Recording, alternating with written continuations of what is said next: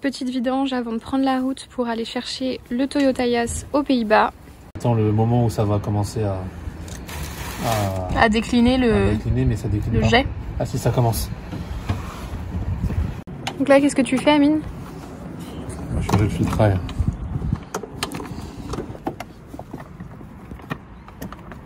Ça, à chaque fois, je galère pour le sortir. Et hop. Oh là là là là. Okay. Il était temps de le changer. Heureusement qu'il y a le nouveau. Ah, ça va encore. Hein.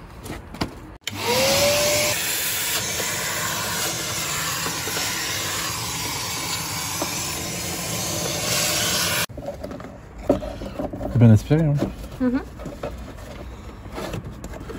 On met bien le filtre à sa place.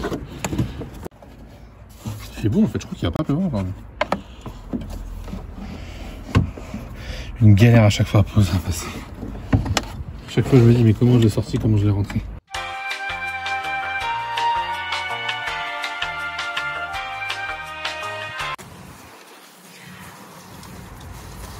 Donc là tu changes le filtre à huile. Ouais. Je vais juste mettre le bidon en dessous parce que ça va couler.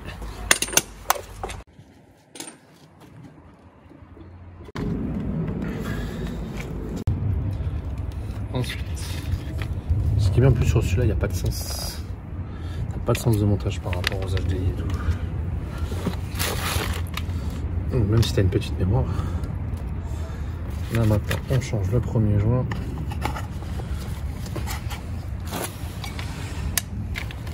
On l'huile. Et on le ramène de nouveau.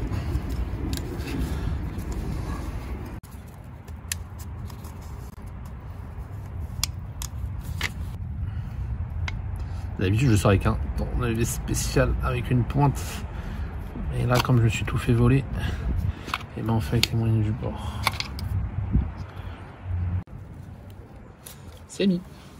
Et ma main est toute noire. C'est ça que je mets en premier dans la fente. Je le serre. Et voilà. Et on serre. Avec la clé 2,36.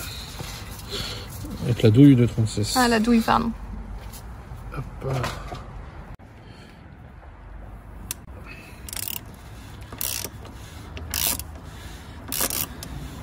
Et c'est bon. On ne serre pas trop fort comme c'est du plastique.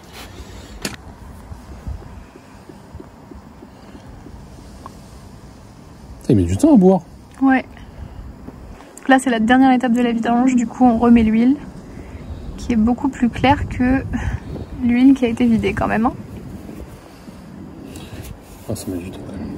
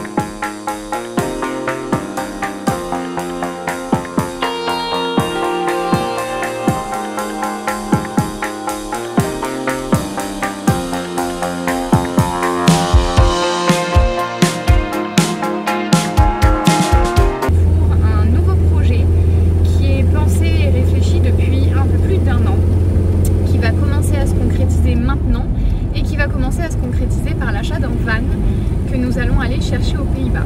Donc on vous emmène avec nous, on vous en dit plus dans la suite de la vidéo sur ce fameux projet qui, on l'espère, se concrétisera réellement d'ici 1 an et demi, 2 ans.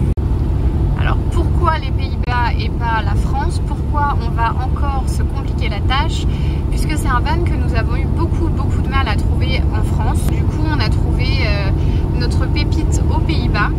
Nous avions une liste de critères plutôt remplie pour ce van. Il devait ne pas avoir d'électronique, ne pas être trop vieux non plus, être soit de la marque Toyota ou de la marque Mercedes. Vous allez comprendre pourquoi dans la suite des épisodes, on vous en dira un petit peu plus.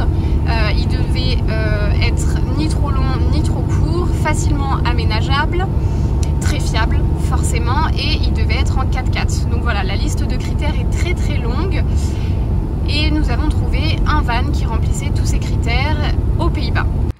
Premier arrêt après à peine 1 heure de route pour mettre un petit peu d'essence, puisque nous n'avions pas énormément d'essence quand nous avons pris la route. Nous avons prévu de le faire en Belgique ou aux Pays-Bas au vu de l'augmentation et du prix actuel de l'essence.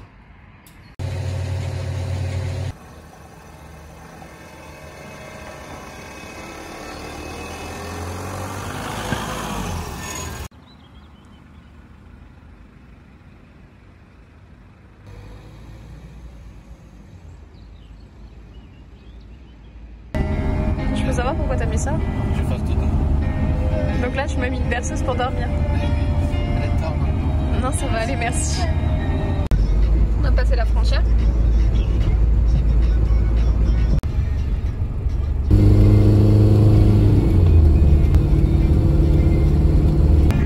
nous reste combien de temps de route? 1h58. Allez, encore 1h58 de route. Là on est à Bruxelles.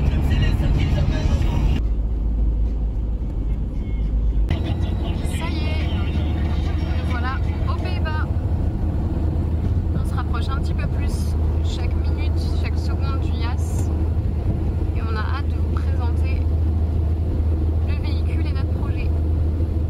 C'est ultra batagé. Ouais. Ça y est, il nous reste combien de temps? 1 minute et nous sommes arrivés. Après combien d'heures de route? Après 6 heures de route, nous avons pris la route aux alentours de 3h30 du matin et nous sommes arrivés dans 100 mètres.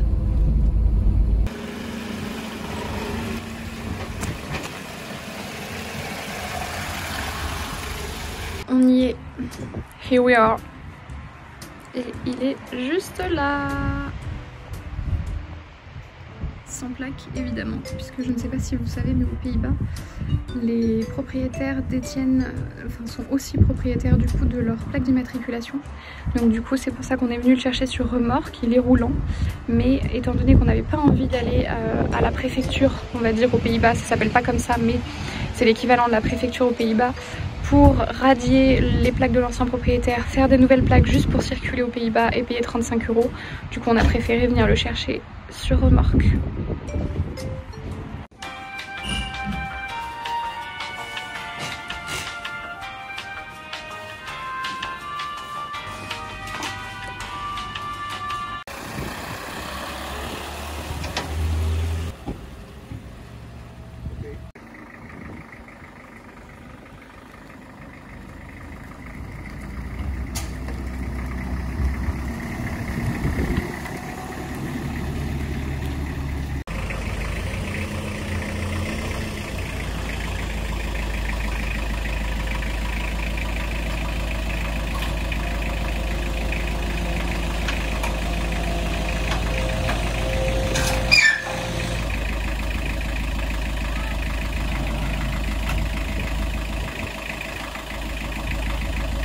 T'as besoin d'aide?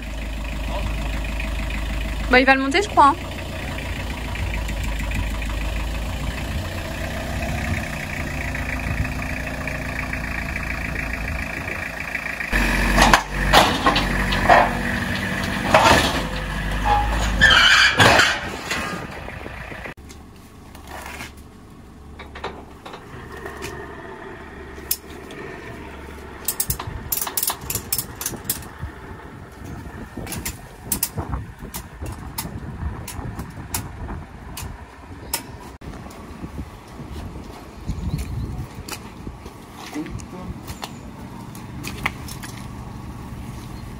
Bent u op de andere side, sir?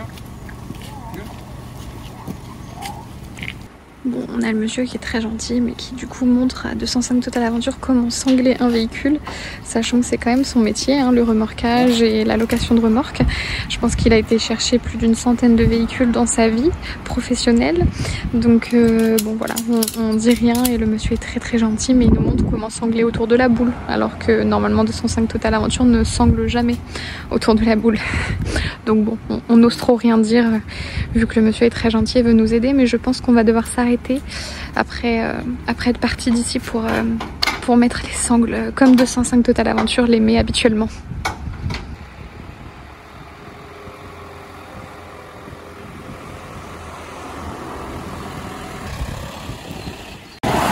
Ça y est, on l'a. Bon, vous l'avez compris, c'est un Toyota Yaris en 4x4 qui date de 2000, donc du coup sans mécanique. C'était notre volonté, on va vous expliquer tout dans la suite de la vidéo.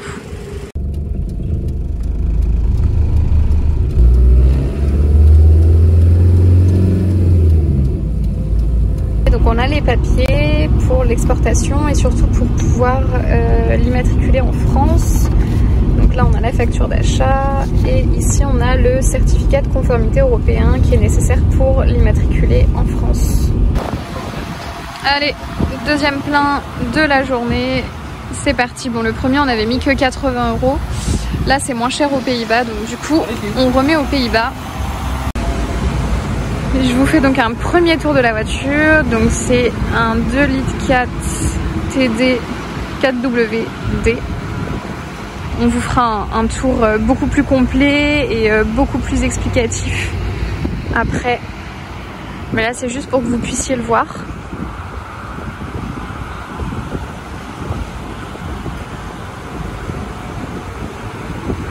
N'hésitez pas à vous abonner. Alors je profite d'une petite pause sur une aire de repos, on est encore aux Pays-Bas pour vous présenter donc le Toyota Yaris qu'on vient d'acheter. Donc comme vous le voyez, il est super propre pour son âge, il est de 2000, donc il a 23 ans. Donc c'est une version 2 litres 4 Turbo D qui est en 4 roues motrices. C'était notre critère numéro 1. Qui est d'ailleurs bien rehaussé, surtout à l'arrière par rapport à l'origine. Donc comme on peut le voir là sur les images. Et il se présente comme ça. Comme c'est une version hollandaise, je ne sais pas si vous voyez en vidéo, là on voit qu'il y a une petite différence de couleur parce que cette partie là, jusqu'à là, c'est une partie en fibre qui a été rajoutée sur le haillon d'origine. Donc aux Pays-Bas, ils le faisaient souvent sur les transporteurs, sur le classe V Vito comme ce que j'ai devant. Donc l'avantage c'est que, je ne sais pas si vous voyez, donc le premier joint que je vous montre avec mon doigt, c'était la vitre à l'emplacement d'origine. Et là, c'est la vitre actuelle.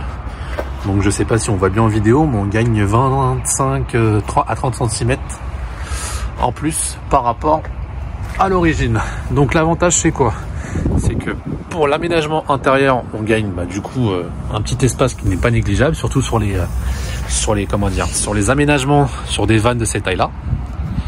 En parlant d'aménagement, donc ça se présente comme ça. Donc en termes de longueur, on est un peu plus long que le classe V. Pareil en hauteur, on est un poil plus haut. En revanche, en largeur, c'est pas la même donne.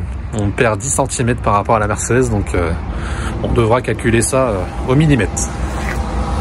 Là, on peut constater un peu de corrosion superficielle, mais rien de méchant. Ça, c'est de la rouille au niveau de la plaque qu'on va changer.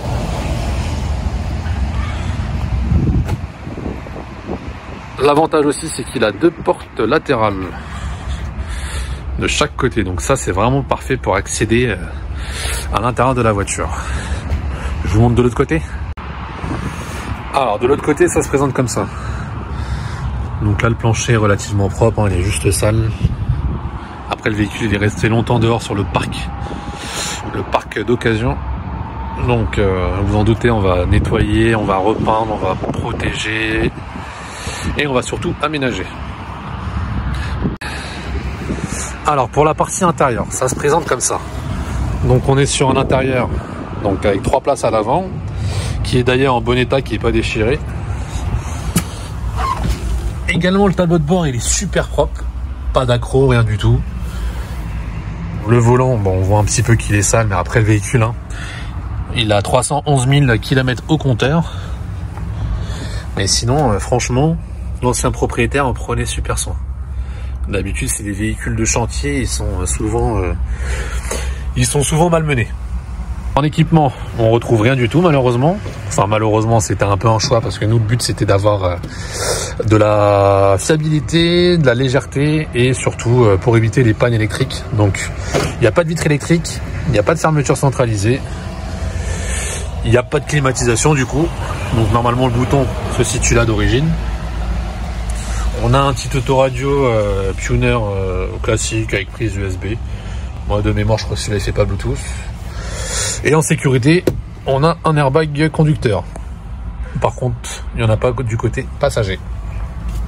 Alors, en rangement, on a un petit rangement ici avec le carnet Toyota, d'ailleurs qui est suivi jusqu'à 270 000 km de mémoire. Donc c'est un véhicule qui a été bien entretenu, malgré le kilométrage. Alors, en rangement, deuxième rangement, on a une boîte à gants qui porte du coup bien son nom, parce que du coup, à part mettre des gants, on peut pas mettre grand chose. On n'a malheureusement pas de bac de porte, donc ça sûrement on fera des trucs sur mesure pour mettre des trucs un peu partout. Et ici on a un léger petit rangement, mais à part mettre des feuilles et des dossiers, je vois pas ce qu'on peut mettre d'autre. Des pare-soleils sans glace, c'est pas très grave. De toute façon, on s'en fiche. Petit éclairage là, pareil de derrière, mais bien sûr on va mettre de l'éclairage partout. En tout cas, il me plaît bien ce petit Toyota. C'est sûr que niveau confort, ça va changer par rapport à la Mercedes. Mais bon, l'avantage c'est que on a un 4 roues motrices. Alors, qu'est-ce que vous en pensez? C'est pas un véhicule commun. Alors, on n'en trouve pas partout en France. C'est pour ça qu'on est parti le récupérer aux Pays-Bas. En France, on a des Toyota Ias, mais en 2 roues motrices. Mais en 4x4, malheureusement, ça ne court pas les rues. Et quand on recherchait, parce que ça fait depuis des mois et des mois qu'on en recherche un, les seuls qu'on avait trouvés en France étaient malheureusement corrodés par la rouille. Donc le châssis était corrodé. On avait aussi, parce qu'on a demandé beaucoup de photos, on avait aussi au niveau des pieds pour monter de la corrosion perforante. Et celui-là, malgré qu'il soit dans un pays humide, il y a seulement de la corrosion superficielle. Sous le capot, on retrouve un moteur 2,4 litres Turbo D qui développe 90 chevaux. Donc ce moteur, on le retrouve également sous le capot des Toyota Hilux. C'est un moteur qui est réputé increvable. Là, on peut constater ce que je vous disais juste avant, donc la corrosion superficielle. On peut croire qu'en vidéo c'est de la corrosion perforante, mais le châssis on l'a contrôlé pendant des heures et c'est simplement superficiel. Donc on va gratter tout ça, on va protéger, on va mettre de l'anti-rouille et ensuite repeindre par derrière. Ensuite, du côté moteur, comme c'est qu'un 90 chevaux, on l'a pas encore essayé en tout terrain ou même sur la route, donc on verra ça, mais on fera quand même entre guillemets une petite prépa moteur. Donc l'idéal c'est de rajouter un échangeur pour gagner un peu de puissance sur le moteur d'origine et qui je pense ne sera pas négligeable. Bon allez c'est parti, on rentre en France.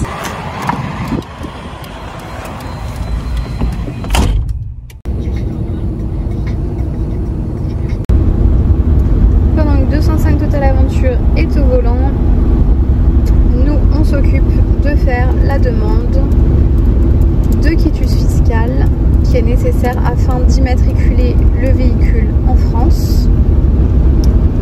Hop, donc il y a un formulaire à remplir, le formulaire 193 part D,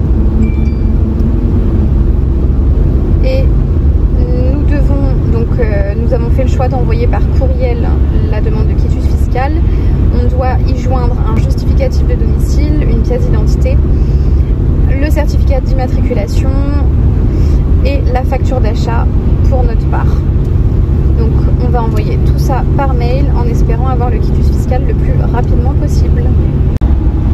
Alors pour ceux qui se posent la question comme moi, peut-être que d'autres le savent, mais le quitus fiscal c'est un document qui indique que le véhicule est en situation régulière au regard de la TVA en France. Donc normalement nous n'avons rien à payer puisque le véhicule n'est pas neuf. Ouais, celui-là c'est un long 2 roues motrices.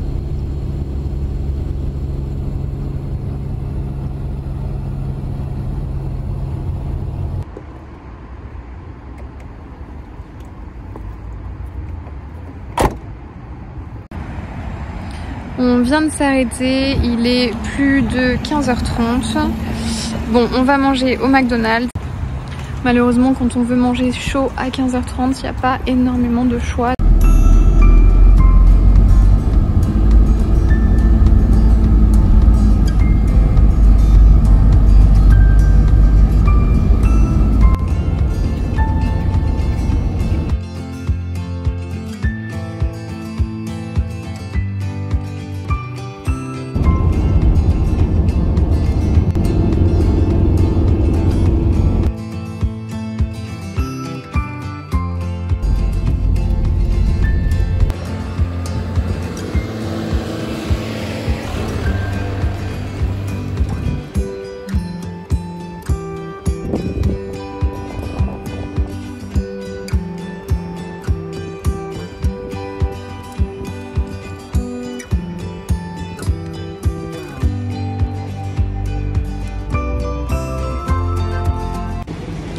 On s'est arrêté à Lidl avant de passer la frontière avec la France. Donc nous sommes en Belgique. Il est pas loin de 18 h si je dis pas de bêtises. Et nous nous sommes arrêtés ici puisqu'il y a une petite différence de prix, alors qui n'est pas flagrante. Mais les produits sont quand même un tout petit peu moins chers qu'en France. Donc du coup on a décidé de s'arrêter ici pour faire quelques courses avant de rentrer.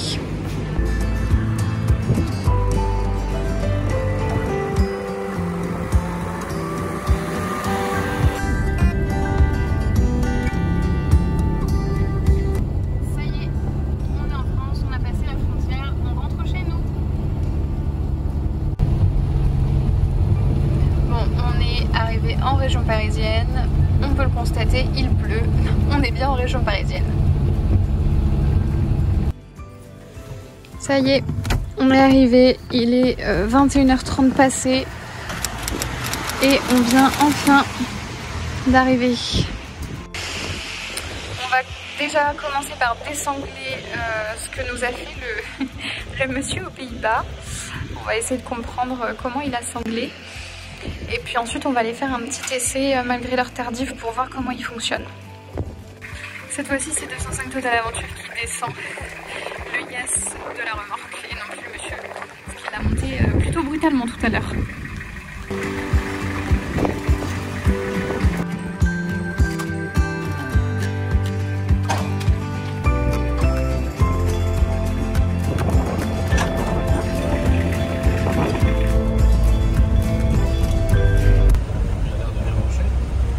Alors, t'en penses quoi? Ouais, ça va. C'est ça que les pneus sont dégonflés. Il a l'air de bien marcher. Les freins, ça fait longtemps. Mais ça va. On le sent bien. Bon, il est très mal isolé à l'arrière. Hein. Après, c'est comme tout. Mais c'est normal. Il y a un grand vide. Et ça y est, le périple touche à sa fin. On rentre la remorque et le Mercedes. Et ensuite on vous annonce, en allant faire un petit tour dans les champs avec le Yass, notre projet. Et le pourquoi de cette vidéo quand même.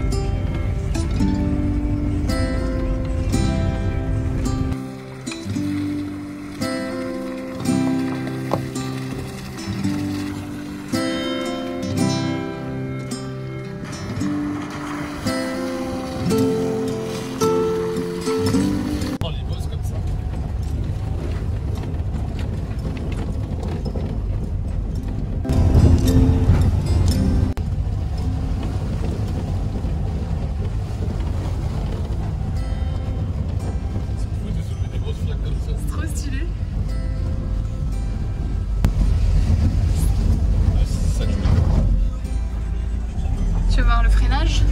Non, pas le freinage, Et alors? c'est pas assez compliqué. Mais par contre, ce qui est bien, c'est que comme il est haut, du coup, t'as pas peur de flotter en dessous.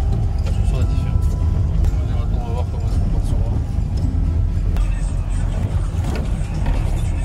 C'est sûr, c'est rustique. Ouais, très. Juste pour voir si ça peut sortir. S'il n'y a pas de bruit bizarre à partir d'une certaine vitesse.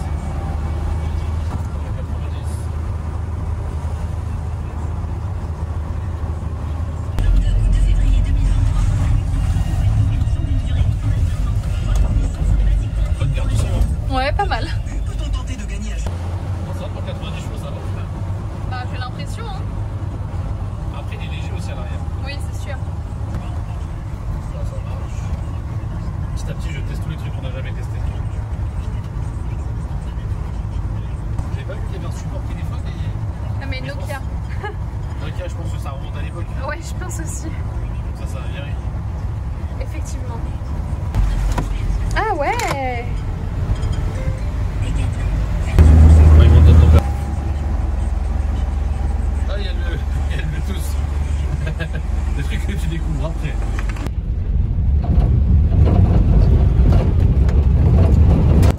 Bon allez, cette vidéo touche enfin à sa fin. Donc on va enfin vous annoncer le pourquoi de cet achat, le pourquoi de cette vidéo et surtout le fameux projet dont on vous parle depuis 30 minutes de vidéo. Ce que vous voyez passer de l'autre côté, le mode 4x4 est validé, je pense. Allez, qui dit mieux que des chemins bien boueux après la pluie. Bon, là on a de la chance, on a du beau temps, mais ouais, tu tentes quoi, c'est ça? Après, ça dépend ce qu'il y a derrière. Il y a quoi là-bas? Au bout, je sais pas, j'en ai pas la moindre idée. Non, parce qu'on peut descendre, mais après, c'est au cas où s'il n'y a rien au bout, on peut pas remonter. La route, je pense, mais je suis pas sûre. Alors, ça, on n'est pas sûr. Parce que là, on peut faire une belle descente en fait. Ben, je crois qu'il y a une route, mais je suis pas sûre. Hein. Juste pour tester les capacités en franchissement. Bah, vas-y, tente, hein, au pire. Non, parce que j'ai jamais tenté et j'ai rien pour me sortir de là au cas où.